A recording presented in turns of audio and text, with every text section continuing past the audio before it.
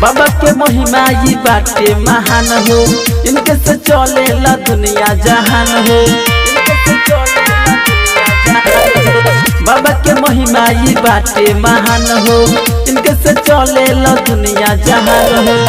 बाबा विश्वकर्मा के कलशन दरसन मालवा के टोला में जाई के कदस मूर्ति विसर्जन, मालवा के टोला में जाई के कदस मूर्ति विसर्जन, कदस मूर्ति विसर्जन।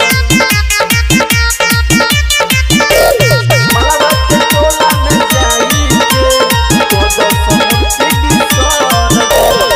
गजब के मुकुट बाड़े सजैले, आँखी में दोनों ही कजरा लगैले, गजब के मुकुट बाड़े सजैले, आँखी में दोनों ही कजरा लगैले।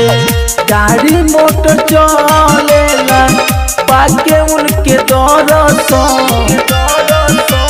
मालवा के टोला में जाई के कदस मूर्ति विसर्जन, मालवा के टोला में जाई के कदस मूर्ति विसर्जन, कदस मूर्ति विसर्जन। मालवा के टोला में जाई के कदस मूर्ति विसर्जन।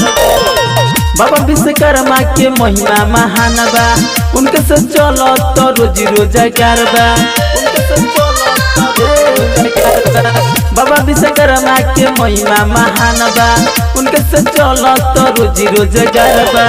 सोनू सलमान करे आइल बाटे दरसन, मालवा के टोला में जाई के कदस मूर्ति विसर्जन, मालवा के टोला में जाई के कदस मूर्ति विसर्जन। साना रिकॉर्डिंग स्टूडियो पिपरा कोठी पिपरा।